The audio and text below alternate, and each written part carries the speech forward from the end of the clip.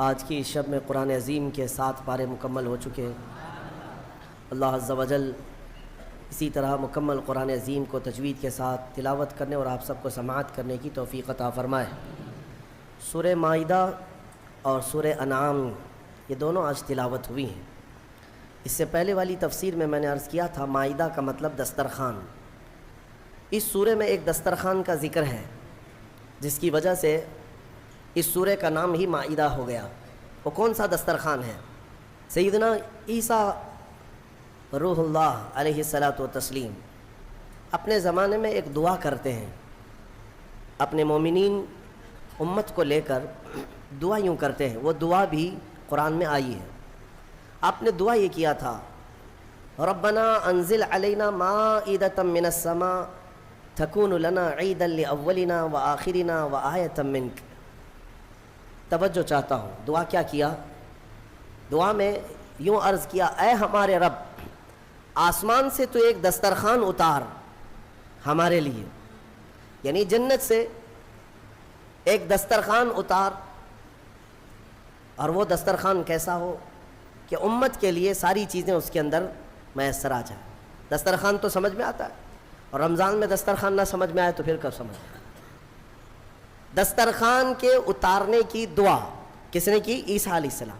لیکن جو بات توجہ کی ہے وہ یہ ہے، عیسیٰ علیہ السلام یوں کہتے ہیں، جس دن یہ دسترخوان اترے گا تکون لنا عیدا لاولنا وآخرنا، وہ دن ہمارے اگلوں کے لیے اور ہمارے پچھلوں کے لیے عید کا دن ہوگا۔ کون سا دن؟ جس دن دسترخوان اترے۔ عقل کے اندھوں کو کون سمجھائے؟ قرآن تو کہتا ہے جس دن دسترخوان اترے وہ عید کا دن ہو سکتا ہے، اور جس دن پوری کائنات کا آقا تشریف لائے وہ 12ویں ربیع الاول کا دن عید کا کیوں نہیں ہو سکتا؟ جس کے صدقے میں سارے دسترخوان آئے، جس کے صدقے میں سارے کھانے نعمت ملے۔ الحمدللہ ہم فخر سے یہ کہتے بھی ہیں، حشر تک ڈالیں گے ہم پیدائش مولا کی دھوم، مثل فارس نجد کے قلعے گراتے جائیں گے، خاک ہو جائیں عدو جل کر مگر ہم تو رضا، دم میں جب تک دم ہے ذکر ان کا سناتے جائیں۔ اور ایک اہم بات لگتے ہوئے میں کر کے چلا جاتا ہوں۔ حضور پاک صلی اللہ تعالیٰ علیہ وسلم کا میلاد منانا اس لیے بھی ضروری ہے کہ جیسے آپ کو قرآن پاک میں پڑھ کر کے بتا دوں، اللہ تبارک و تعالیٰ نے اپنے رسول کو یہ کیوں کہا، قل انما انا بشر مثلکم یوحی الی، اے محبوب آپ فرما دیں میں تمہاری طرح بشر ہوں۔ یہ آیت 3 جگہ آئی قرآن پاک۔ حضور پاک صلی اللہ تعالیٰ علیہ وسلم سے کہا گیا آپ فرما دیں کہ میں تمہاری طرح بشر ہوں۔ کیوں؟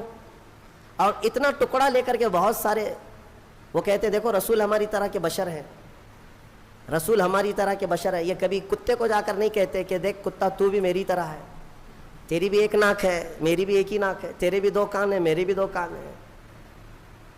برابری کا مطلب صرف ظاہر کو دیکھنا نہیں ہوتا۔ حضور پاک صلی اللہ تعالیٰ علیہ وسلم کو جو یہ حکم ہوا کہ آپ فرما دیں کہ میں تمہاری طرح بشر ہوں، اس کی وجہ کیا ہے کہ رسول پاک صلی اللہ علیہ وسلم کے کچھ معجزات ایسے تھے، معجزات جسے دیکھ کر کے عام انسان خدا نہ سمجھ لیں۔ جیسے عیسیٰ علیہ السلام دنیا میں جو آئے بغیر باپ کے آئے، ان کی ماں حضرت بی بی مریم کو کسی مرد نے چھوا تک نہیں پوری زندگی بھر، اس طرح ان کی پیدائش ہوئی۔ تو ان کی چاہنے والے محبت میں اتنا غلو کر گئے کہ عیسیٰ علیہ السلام کو میں نے کہا خدا ابھی 2 دن پہلے تفسیر میں سنا آپ نے، 100 سال اللہ نے ان کو سلایا، پھر اٹھایا، پھر وہ واپس اپنی قوم میں آئے۔ تو یہودیوں نے جب دیکھا کہ 100 سال کے بعد بھی جوان ہے تو یہ اللہ کا بیٹا ہے، تو عجیب و غریب چیزوں کو دیکھ کر کے قوم کبھی کیا کرتی، الگ الگ عقیدے بنا لیتی ہے۔ میاں وہ تو عیسیٰ علیہ السلام کا ایک معجزہ ہے، عزیر علیہ السلام کا ایک معجزہ ہے، یہاں میرے رسول کے تو پل پل معجزے ہیں، ہاں ہر گھڑی معجزے ہیں۔ تو یہ سارے معجزوں کو دیکھ کر کے کوئی یہ نہ کہے یہ رسول کیسا ہے، اس کی چاند پہ بھی چلتی ہے سورج پہ بھی چلتی ہے، چاند کو کہے تو پھٹ جائے، سورج کو کہے تو ڈوبنے کے بعد نکل آئے، تو یہ خدا تو نہیں ہے۔ تو اللہ تعالیٰ نے حکم کیا فرمایا، آئے محبوب آپ فرما دیں کہ میں تمہاری طرح بشر ہوں۔ یہ بات میں اس لیے عرض کر رہا ہوں کہ سنیوں یہ بات ہمیشہ کان کھول کر کے سن لینا کہ اللہ رب العزت کے ساتھ کبھی بھی ہم رسول کو شریک نہیں کر سکتے۔ نہ ہی نبی کا درجہ خدا تک بڑھائیں گے، کبھی نہیں۔ اللہ اللہ ہے، ہاں رسول پاک اس کے محبوب ہیں، خدا نہیں ہو سکتے، خدا نہیں ہو سکتے، یہ بات ہمیشہ یاد رکھنا۔ اور جو لوگ تم کو یہ الزام لگاتے ہیں کہ تم نبی کو خدا کے برابر کہتے ہو، خدا کے برابر تم نبی کو بنا لیتے ہو، یعنی جیسے اللہ کو مانتے ہو ویسے رسول کو بھی مانتے ہو، دونوں کو برابر مانتے ہو، ان کے لیے یہ جواب ہے کہ ہم میلاد مناتے ہیں۔ کیوں؟ میلاد اس کی منائی جاتی ہے جو پیدا ہوتا ہے، اور رسول پیدا ہوئے، خدا کی کبھی میلاد منائی؟ کیوں؟ خدا کبھی پیدا نہیں ہوا، لم یلد ولم یولد، ہمارا عقیدہ ہے نہ وہ پیدا ہوا ہے کسی سے اور نہ اس سے کوئی پیدا ہوگا، خدا کی ولادت کا دین نہیں آ سکتا، نہ ہی اس کا میلاد ہو سکتا ہے۔ رسول کا میلاد سنی منا کر یہ بتاتے ہیں کہ رسول پیدا ہوئے ہیں اور ہم رسول کو خدا کے برابر نہیں مانتے۔ یہ میلاد بھی جو ہے شرک کو ختم کرنے کا ذریعہ ہے۔ آخر میں اتنا ہی کہوں گا، میں مانتا ہوں اے عقل والو، میرا محمد خدا نہیں ہے، مگر دلوں میں یہ نقش کر لو کہ وہ خدا سے جدا نہیں ہے، یہ عقیدہ ہے۔ بہرحال سورہ مائدہ کی کچھ آیتیں آپ کے سامنے عرض کر دیتا ہوں۔ سورہ مائدہ میں اہم آیت ہے، اللہ تعالیٰ نے فرمایا من قتل نفسا بغیر نفس او فساد فی الارض فکأنما قتل الناس جميعا، جس نے ناحق کسی ایک انسان کا قتل کیا، اس نے پوری انسانیت کا قتل کیا، پورے دنیا کے انسانوں کا قتل کیا۔ ومن احیاها فکأنما احیا الناس جميعا، اور جس نے کسی ایک کو بچایا، کسی ایک کی زندگی کی حفاظت کیا، گویا کہ اس نے پوری انسانیت کو بچایا۔ اتنی بات یاد رکھ لینا کہ اگر تمہارے ہاتھوں سے قتل ہوا تو یہ سب سے بڑا گناہ ہے، سب سے بڑا گناہ ہے۔ اسلام میں اس چیز کی اجازت ہی نہیں ہے، ناحق، ناحق۔ ہاں حق کے ساتھ کچھ جگہوں پر ہے، کچھ جگہوں پر ہے، وہ قتل و قتال کی باتیں جب آئے یا جہاد کے معاملات آئیں تو وہاں پر میں کبھی ذکر کروں گا، لیکن ناحق کسی کو قتل کرنے کی اجازت اسلام ہرگز نہیں دیتا۔ اور اسی طرح سے میں یہ بات بھی بتا دوں، حدیث پاک میں ہے آدم علیہ السلام کا بڑا بیٹا حابیل اور چھوٹا بیٹا قابیل، ان دونوں میں لڑائیاں ہوئی عورت کو لے کر کے، دونوں ایک عورت سے شادی کرنا چاہتے تھے۔ یہ دنیا کی پہلی داستان ہے، آدم علیہ السلام آئے ہیں اور ترنت ابھی اولاد اور نسل شروع ہو رہی ہے۔ سب سے پہلا جھگڑا جو دنیا میں ہوا ہے وہ عورت کی وجہ سے، بڑا اور چھوٹا دونوں ایک ہی خاتون کو اپنانا چاہتے تھے، لیکن وہ حق حابیل کا تھا، قابیل کا نہیں۔ یہاں تک کہ دونوں کو حکم بھی ہوا، یہ بھی ذکر یہ سورہ مائدہ میں موجود ہے، یہ پورا ذکر موجود ہے۔ حضرت آدم علیہ السلام نے دونوں سے کہا کہ ایک کام کرو، ایک قربانی کرو، ایک جانور، اور کھلے میدان میں رکھو، جس کی قربانی قبول ہو گئی سمجھ لو وہ حق پر ہے۔ قربانی قبول ہونے کا طریقہ کیا تھا؟ آسمان سے ایک آگ آتی اور وہ قربان کیے ہوئے جانور کو اٹھا لے جاتی، یعنی وہ جانور غائب ہو جاتا آگ میں۔ تو جس کی قربانی قبول ہو گئی وہ حق پر ہے، اس کا حق ہے۔ تو ہوا یہ کہ دونوں نے قربانی کی، قابیل نے بھی اور حابیل نے بھی، اور کھلے میدان میں اپنی قربانیاں رکھ دیں۔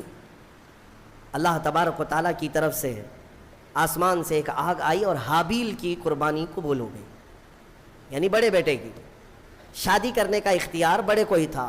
اب قربانی سے بھی پتہ چل گیا کہ حق پر یہ حابیل ہی ہے، تب بھی یہ قابیل ماننے کو تیار نہیں تھا۔ تو قابیل نے کہا کہ نہیں، یہ میرا ہی حق ہے، میں ہی اپناؤں گا، میں ہی نکاح کروں گا، میں ہی شادی کروں گا۔ جھگڑا اتنا بڑا، آدم علیہ السلام کچھ دنوں کے لیے باہر تھے تو ابلیس وہاں سے اپنی ڈیوٹی شروع کرتا ہے۔ سب سے پہلے انسانوں کو گمراہ کرنے کا جو اس نے شروعات کیا، قابیل کو آ کر کے اس نے طریقہ بتایا، ایک بڑا پتھر لے لے اور حابیل کے سر پہ مار دے، وہ مر جائے گا، ختم ہو جائے گا۔ اب تک کسی کی موت دنیا میں ہوئی نہیں ہے، نہ ہی مرڈر ہوا ہے نہ قتل ہوا ہے، اور پتہ بھی نہیں کیسے قتل ہوتا ہے، کیسے مرتے ہیں، یہ بھی نہیں معلوم تھا۔ شیطان نے سب سے پہلے یہ طریقہ بتایا۔ تو قابیل نے ایک بہت بڑا پتھر اٹھایا اور اپنے بڑے بھائی حابیل کو، وہ ایک جگہ بیٹھا تھا، پیچھے سے جا کر سر پر دے مارا، پتھر کی چوٹ لگتے ہی وہ گر گیا اور وہیں انتقال کر گیا، موت ہو گئی حابیل کی۔ اب اس کو یہ تک نہیں معلوم تھا کہ مرے ہوئے کے ساتھ کرنا کیا ہے۔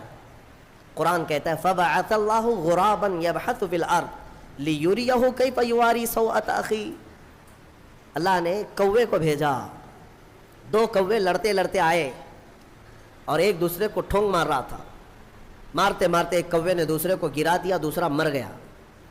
یہ قابیل بیٹھا دیکھ رہا تھا کووں کے جھگڑے کو، اور اپنے بھائی کو بھی دیکھ رہا تھا کہ وہ مری ہوئی ایک لاش ہے، کیا کیا جائے۔ تو کووں کو سامنے اس نے دیکھا، لڑتے لڑتے ایک کوا مر گیا، دوسرے نے کیا کیا، کوے نے جلدی سے اپنے پیروں سے تھوڑی سی مٹی ہٹائی زمین کی، اور دوسرے کوے کو گڑھے میں داخل کر دیا اور پھر اس پر مٹی پھیر دیا۔ یہ طریقہ دیکھ کر کے قابیل نے پھر اپنے بھائی کو دفن کرنے کا طریقہ سیکھا، قرآن کہتا ہے، پھر اس نے اپنے بھائی کو دفن کیا۔ یہ سب سے پہلا قتل دنیا میں ہوا ہے، سب سے پہلا مرڈر ہوا ہے اور سب سے پہلی موت۔ اب حدیث رسول میں تمہیں سنانا چاہتا ہوں، میرے آقا صلی اللہ تعالیٰ علیہ وسلم ارشاد فرماتے ہیں قیامت تک جتنے بھی قتل ہوں گے، قتل کرنے والے کو تو گناہ ہے ہی، لیکن ہر قتل کا گناہ قابیل کو دیا جائے گا، ہر قتل کا گناہ قابیل کو ہوگا، کیونکہ دنیا میں سب سے پہلا گناہ قتل والا اس نے شروع کیا۔ سوچو اے نوجوانوں، کئی لوگ ایسے ہیں جو نت نئے کام شروع کرتے ہیں اور اس کے بعد پورے نوجوان اس کی پیروی میں لگ جاتے ہیں۔ تم کیا سمجھتے ہو کہ آج تم بے ستر ہو کر کے گھومنے لگے، کپڑے پھاڑ کر کے ستر دکھا کر کے گھومنے لگے، تو تم تو یہ سوچتے ہو یہ فیشن ہے، لیکن تمہیں اندازہ نہیں کتنے بچے اس کی نقل کرتے ہیں۔ تمہیں دیکھ دیکھ کر کے جتنے بچے نقل کریں گے، جتنے حرام کرتے رہیں گے، ان سب کے حرام کا گناہ تمہارے سر پر آئے گا۔ شروعات تم نے کی ہے، اس لیے میرے عزیزوں، خدا را کبھی اپنی طرف سے کوئی ایسا برا کام مت ایجاد کرنا کہ جو کنٹینیو ہو سکے تو کوئی ایسا نیک کام شروع کر کے جاؤ، کوئی ایک نیک کام شروع کر کے جاؤ کہ جتنے وہ کام کرتے جائیں گے وہ سب کا ثواب تمہیں ملتا رہے گا۔ ہم نے دیکھا ہے بزرگوں نے جو بھی کرنا شروع کیا تو کوئی نہ کوئی نیکی ہی ہمارے معاشرے میں ڈالی ہے، کوئی نہ کوئی نیکی ہی شروع کی ہے۔ آج پوری دنیا میں جہاں جہاں بھی جاتا ہوں دیکھتا ہوں، ہندوستان بھر کے ہر خطے میں، ہر علاقے میں چھوٹی چھوٹی گلیوں سے بھی بچے نکلتے ہیں، ہمیں دیکھتے ہیں تو لبیک یا رسول اللہ کہتے ہیں، لبیک یا رسول اللہ، لبیک یا رسول اللہ، یہ نعرہ لگاتے ہیں۔ اس نعرے کو دینے والا ایک مرد قلندر خادم حسین رضوی تھا، سب کو پتہ ہے، دنیا جانتی ہے، ایک نئے کام کی ابتدا کیا تھا، اور وہ تو قبر میں سو رہا ہے۔ لاکھوں جو نعرہ لگاتے ہیں سب کا ثواب اس کی قبر میں پہنچتا رہے گا۔ ہو سکے تو کچھ ایسا کرو کہ جس سے تمہاری قبر میں اجر کا سلسلہ کنٹینیو ہو جائے، ایسا نہیں کہ گناہوں کی شروعات کر دیا۔ نعوذ باللہ من ذالک، کئی نوجوانوں کو ہم نے دیکھا کہ ان کو جو کچھ بھی ملا ہے، ارے بڑے پڑھے لکھے نوجوان، ان کی پوری راتیں، ان کا پورا دن ٹک ٹاک پہ گزرتا رہا ہے، مجرے کرنے میں، ننگے ہونے میں، نئے نئے کام شروع کرنے میں۔ ایسے ایسے نوجوانوں کو دیکھا جو مخنث بننا پسند کرے، ہجڑا بننا پسند کرتے ہیں، صرف لوگوں کو ہنسانے کے لیے، دکھانے کے لیے، مرد عورتوں کا لباس پہن کر کے، عورتیں مردوں کا لباس پہن کر کے ناچ کر کے دکھائے۔ ہم نے پوچھا یہ کیا ہے، اس سے ہوتا کیا ہے؟ کہا بس منورنجن ہے۔ کہا پھر تیار رہو قبر میں سارے منورنجن کے لیے۔ اللہ تبارک و تعالیٰ برائیاں ایجاد کرنے کی بجائے ہمیں اچھائیوں کی ایجاد کرنے کی توفیق عطا فرمائے۔ میں نے جو آیت ذکر کی آپ کے سامنے، جس نے ایک قتل کیا اس نے پوری دنیا کا قتل کیا۔ اس تفسیر میں ایک بہت ہی پیاری حکایت مولا علی کرم اللہ وجہہ الکریم کے متعلق ملتی ہے۔ حضرت علی کے زمانے میں ایک ایسا معاملہ پیش آیا، ایک آدمی کا مرڈر ہو گیا، چاقو وہاں پڑی ہے، خون میں وہ لت پت ہے، اور اس کے قریب ایک آدمی کھڑا تھا۔ پولیس گزر رہی تھی، اس زمانے کی جو پولیس رہی ہو، دیکھا ایک آدمی کا قتل ہوا ہے، تازہ خون بہ رہا ہے، چھری ہے، اور ایک آدمی ہے وہاں پر، اس کو پکڑ لیا، وہی قاتل ہے، کوئی اور تھا ہی نہیں، آس پاس کوئی نہیں تھا، اس کو پکڑ لیا۔ وہ اس وقت اس لیے پکڑا کہ ظاہری حالات تو یہی بتا رہے تھے کہ وہ قاتل ہے، یہ اس زمانے کی بات ہے۔ یہاں تو ایسا ہے کہ دلی میں ہو جائے تو یہاں کرناٹک میں آ کے اٹھا لے جائیں گے، یہاں تو کوئی مسئلہ نہیں ہے کہ کہیں سے بھی کوئی بھی چاہے نشان نہ ملے اٹھایا جا سکتا ہے، لیکن اس وقت حالات ایسے تھے کہ قاتل جو ہے کوئی نظر نہیں آیا سوائے اس ایک آدمی کے، اس کو پکڑ کر لایا گیا حضرت علی کرم اللہ وجہہ الکریم کی بارگاہ میں۔ تو پھر وہاں پر فیصلے میں ثابت ہو گیا کہ اسی نے قتل کیا، کیونکہ سپاہی جو تھے وہ گواہی دے رہے تھے کہ ہم نے اس کو دیکھا ہے، رنگے ہاتھوں پکڑا ہے، اس کے جسم پر خون کے دھبے بھی تھے، اور کون ہوگا؟ تو بہرحال حضرت علی نے فیصلہ سنایا کہ قاتل ہے، اس کی سزا قتل ہے، قصاص میں قتل ہوگا۔ اب اس کو پھانسی پر چڑھایا جا رہا تھا۔ تھوڑی دیر گزری تھی کہ عدالت میں ایک شخص دوڑتا دوڑتا آیا، اس نے کہا کہ امیر المومنین، وہ شخص ناحق مارا جا رہا ہے، وہ پھانسی پر چڑھ رہا ہے ناحق، وہ قاتل نہیں ہے، آپ اسے چھوڑ دیں، آزاد کر دیں۔ حضرت علی نے پوچھا پھر قاتل کون ہے؟ اس نے کہا میں ہوں، میں نے قتل کیا، لیکن میں وہاں سے ایسے غائب ہو گیا تھا کہ یہ شخص موجود تھا، اس نے چھری بھی اٹھائی اور اس کے ہاتھ پیر خون سے لال بھی تھے، لیکن اصل میں مجرم ہوں، اسے حاضر ہو گیا، اسے چھوڑ دیں۔ حضرت علی نے اسے چھوڑ دیا۔ اب جو اصلی قاتل تھا اسے پکڑا گیا، اس کو لایا گیا۔ اب ظاہر سی بات ہے، اب یہ اقبالی مجرم ہے، اقراری مجرم ہے، تو اس کو جب سزا سنائی جا رہی تھی تو حضرت امام حسن رضی اللہ تعالیٰ عنہ، حضرت علی کے صاحبزادے، عمر اس وقت جو بھی رہی وہ جوان تھے، آئے دربار میں، کہا کہ امیر المومنین اس شخص کو بھی آزاد کر دیجیے، اس شخص کو بھی آزاد کر دیجیے، آپ معاف کر دیجیے۔ کہا کیسے، ایک قاتل کو کیسے آزاد کیا جا سکتا ہے؟ تب حضرت امام حسن نے اسی آیت سے استدلال کیا، دلیل میں یہ آیت پیش کیا، ابا جان کیا ہم نے قرآن میں یہ نہیں پڑھا؟ اللہ تعالیٰ فرماتا ہے جس نے کسی ایک کا قتل کیا گویا کہ اس نے پوری انسانیت کا قتل کیا، تو قاتل کو سزا تو ہونی ہے، لیکن آگے رب نے یہ بھی فرمایا جس نے کسی ایک کو بچایا اس نے پوری انسانیت کو بچایا۔ اس ایک بندے نے ناحق مرنے والے کو بچا لیا، آپ کے ہاتھوں وہ پھانسی پر چڑھ جاتا، ناحق مرتا، اس کو اس نے بچایا، اس بچانے کی وجہ سے اس کو آپ آزاد کرتے۔ فیصلے میں اس شخص کو آزاد کیا گیا۔ میرے عزیزو، یہ آیت کریمہ سے میں یہ بتانا چاہوں گا کہ الحمدللہ اسلام نہ کبھی آتنک، نہ دہشت، نہ ٹیرر جیسے الفاظ کا اپیوگ کرتا ہے، استعمال کرتا ہے، اور نہ ہی ہم نے کبھی اپنی ڈکشنریوں میں اس کو دیکھا ہے۔ تو بہرحال میں جو بات عرض کر رہا تھا وہ یہ ہے کہ قتل کے معاملات کو لے کر جو پروپیگنڈا پھیلایا جاتا ہے، اگر میں آنکڑے رکھوں نا، تعداد رکھوں تو حیرت میں آنکھیں پھٹی رہ جائیں گی۔ حضور پاک صلی اللہ تعالیٰ علیہ وسلم کے کل جو غزوات ہوئے نا، جنگیں 17 ہیں۔ حضور نے 10 سال میں کتنی جنگوں میں شرکت کی؟ 17۔ اور پورے ٹوٹل 17 جنگوں میں کتنے لوگ مرے تھے؟ کتنے لوگ پورے ٹوٹل 17 جنگوں میں، 17 غزوات میں جو مخالف پارٹی کے لوگ مرے ہیں، ان کی کل تعداد 248۔ ٹوٹل کتنی؟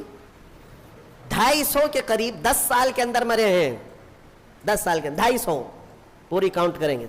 اب آؤ میں تمہیں بتاتا ہوں، یہ دنیا کو جو امن کا پاٹھ پڑھاتے ہیں، world war first, world war second, جو دنیا کی سب سے بڑی جنگیں ہوئی ہیں نا، دنیا کی جنگ عظیم، پہلی جنگ عظیم، دوسری جنگ عظیم، کتنے مارے گئے اس میں پتہ ہے آپ کو؟ ورلڈ وار فرسٹ جو 1920 کے قریب تھی، اس میں 3 کروڑ لوگ مارے گئے تھے، 3 کروڑ۔ اور ورلڈ وار سیکنڈ میں 5 کروڑ لوگ اتنے مارے گئے ہیں، اور یہاں 250۔ اور اسلام پھر بھی قتل والا ہے، انہوں نے لاشوں کے انبار لگا دیے ہیں پوری دنیا میں۔ آپ کو پتہ ہے آج صرف 10 سال ہونے کو آ گئے، ملک شام میں 8 لاکھ لوگ مارے جا چکے ان کی جنگوں میں، 8 لاکھ لوگ۔ عراق میں بھی وہی، یمن میں بھی وہی، افغانستان میں بھی وہی، پوری دنیا میں لاشوں کا انبار بچھایا ہے امریکہ نے اور اس کے اتحادی فوجوں نے۔ لیکن کبھی یہ نہیں کہا جاتا کہ وہ ٹیررسٹ ہیں، یہ نہیں کہا جاتا۔ یہ جہاں اترتے ہیں بموں سے مار مار کر پوری زمینوں کو بنجر کر ڈالتے ہیں۔ عراق میں اگر آپ کو جانا ہوگا، آپ دیکھنا، 15-20 سال پہلے کی بات میں بتا رہا ہوں، ایک بڑا گراؤنڈ تھا، باغیچہ تھا، اور اب ہم وہاں جا کر دیکھتے ہیں تو پورا باغیچہ قبرستان ہے، پیر رکھنے کی جگہ نہیں، اتنی قبریں ہیں وہاں پر، پورا میدان قبروں سے بھر گیا ہے۔ نئے نئے میدان تو انہوں نے قبرستان میں بدل دیے۔ اے مسلمانوں، ذرا مطالعہ کرو، دنیا یہی ٹھگی بنا رہی، یہ ٹھگی ہے، خود کا دامن ناپاک ہے، قتل سے ان کے خون، ان کے ہاتھ رنگے ہیں، لیکن دنیا الحمدللہ اور مسلمانوں کو یہاں دین اسلام میں جانوروں کو بھی مارنے کا حکم نہیں ہے۔ ہاں یہ بات یاد رکھ لیں، ہر چیز کا حساب ہونا ہے۔ جو قتل ہوئے جنگوں میں وہ ظاہر سی بات ہے وہ اصول تھے کہ جس نے تلوار اٹھایا اس کے خلاف جنگ تھی، باقی کسی کے لیے نہیں۔ گھر میں بیٹھے ہوئے آدمی کو جا کے مارنے کا حکم نہیں ہے، کسی پر جا کر اٹیک کرنا، سوسائڈ بم لگانا، یہ اسلام کے طریقے ہے ہی نہیں۔ لہٰذا اس تھیوری کو ہمیشہ سمجھا کریں، دنیا جو پڑھا رہی ہے وہ غلط ہے۔ قتل کے ساری داستانیں انہوں نے لکھی ہیں، اسلام کا دامن اس سے پاک ہے الحمدللہ۔ ہاں، چند جماعتیں جو ابھی پوری دنیا میں مسلمان نام سے پنپتی ہیں، میں یقین کے ساتھ کہتا ہوں ان کا اسلام سے کوئی تعلق نہیں، چاہے وہ IS ہو یا پھر لشکر یا کوئی دوسری تنظیمیں جو ناحق مسلمانوں کا خون بہاتی ہیں یا ناحق کسی پر اٹیک کرتی ہیں۔ اسلام کا یہ طریقہ کار ہے ہی نہیں، اور یہ حقیقت میں انہی کے پالے ہوئے لوگ ہیں، انہی کے پالے ہوئے لوگ۔ ہم نے عراق میں سنا بھی ہے، معلوم بھی کیا ہے، یہ آئے کہاں سے تھے، یہ IS اور داعش، یہ سب کے سب انہی یہودیوں اور امریکہ کے پیدا کیے ہوئی جماعتیں تھیں، ان کو سپورٹ وہیں سے تھا۔ باقی ایک بات میں آپ کو بتا دیتا ہوں، ایک عیسائی پادری گزر رہا تھا اپنی 2 بیٹیوں کے ساتھ کار میں، توجہ چاہتا ہوں، بہت اہم بات ہے۔ وہ کار میں جا رہا تھا اور کچھ گن لے کر کے کھڑے تھے، گن لے کر کے، بڑی بڑی داڑیاں تھیں، اسلامی لباس تھا، اور وہ جس کو دیکھو اس کو مار رہے تھے راستے میں۔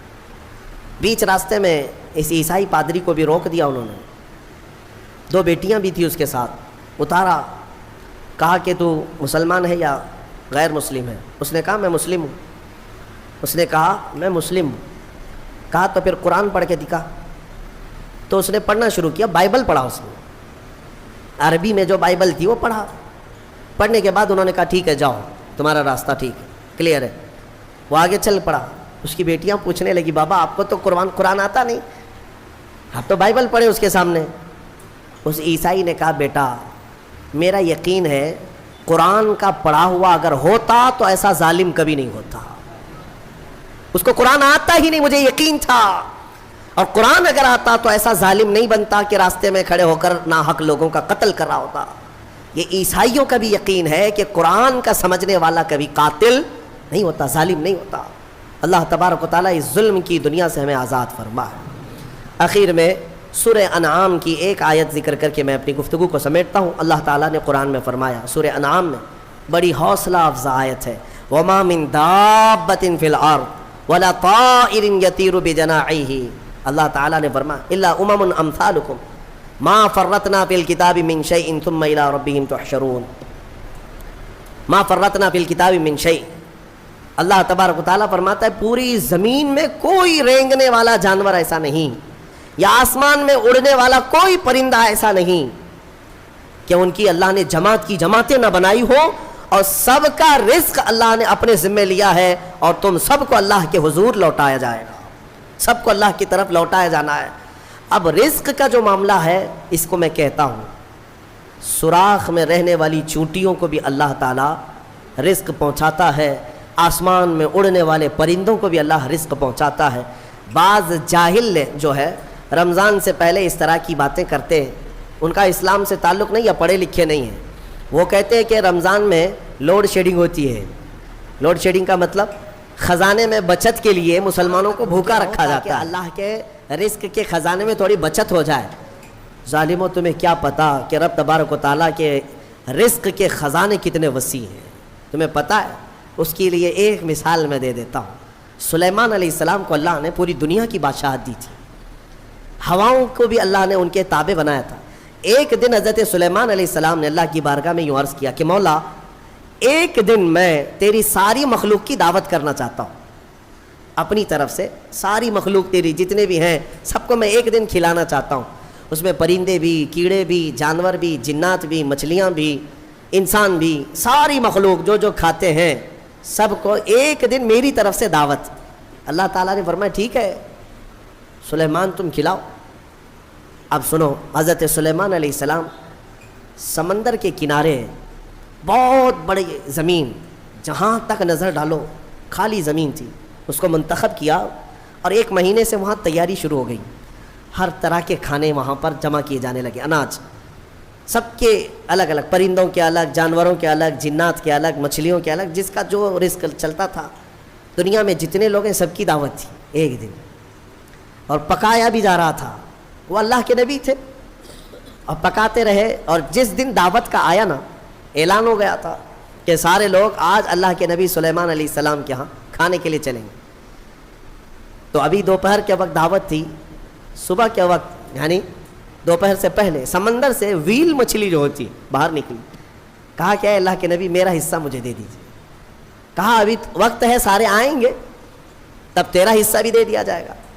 اس نے کہا میں بھوکی ہوں, میرا حصہ مجھے پہلے دے دیا جائے. سلیمان علیہ السلام نے کہا کہ ٹھیک ہے تیرا حصہ تو کھا لے. اس ویل مچھلی نے منہ کھولا اور سارا کھانا ایک ہی ساتھ کھا گئی. جتنا بچا پکا تھا, جتنا بنا تھا پورا کھا گئی. ایک لقمے میں نگل گئی اور اندر چلی گئی. اور باقی مخلوق جو دعوت میں آنے والی ہے سب کا دھرا رہ گیا, کچھ بھی نہیں ہے. اللہ کے نبی سلیمان علیہ السلام نے عرض کیا, اے مولا میں تو ساری مخلوق کو کھلانے کا انتظام کر رہا تھا, یہ تو ایک مچھلی کھا گئی. رب تعالیٰ فرماتا اے سلیمان اس مچھلی کو اس طرح کے دن میں 3 بار میں لقمے دیا کرتا ہوں, اور وہ ایک نہیں, سمندر میں لاکھوں کی تعداد میں اس کے برابر مچھلیاں ہیں. ان سب کو میں دن میں اتنے لقمے دیتا ہوں, اور باقی مخلوق تو باقی مخلوق ہے. میرے عزیزو اندازہ کر سکتے ہو اس کی رزق کی وسعت کیا ہے, اس کے خزانے کی وسعت کیا ہے. رمضان لوڈ شیڈنگ کے لیے نہیں ہے, یہ تمہارے تقوی کے لیے ہے, تمہاری بیماریوں کو دور کرنے کے لیے ہے. لیکن اتنی بات یاد رکھنا کہ اللہ تبارک و تعالی ہم سب کے رزق کا مالک ہے, اور رزق کی فکر کرنے کا تمہیں حکم نہیں دیا گیا. وہ رزق تمہیں مل کر رہے گا, تم رزاق کی رضا کا خیال کرو, رزق ویسے ہی پہنچا دیا جائے گا. اقبال نے یہی کہا کہ رزق کی تو فکر ہے اور رزاق کو بھول گیا انسان. اور حضرت علی فرماتے ہیں لا تکثر ہمک ما قدر یکون, اپنی فکروں کو بہت زیادہ مت کر, جو مقدر میں ہے وہ مل کے رہے گا. تم رزق کی خاطر نمازیں بھی چھوڑ رہے ہو, قرآن بھی چھوڑ رہے ہو, تراویح بھی چھوڑ رہے, نہیں دکان میں بیٹھنا پڑتا ہے. تم کو ایسا لگتا ہے کہ سارا رزق تمہارا دکان ہی دیتا ہے, سارا رزق تمہاری جاب ہی دیتی ہے. اگر اللہ بند کر دے ایک دروازہ, پوری دنیا مل کر کے دروازہ نہیں کھول سکے گی. مولا کریم محتاجی سے ہماری حفاظت فرمائے. وآخر دعوانا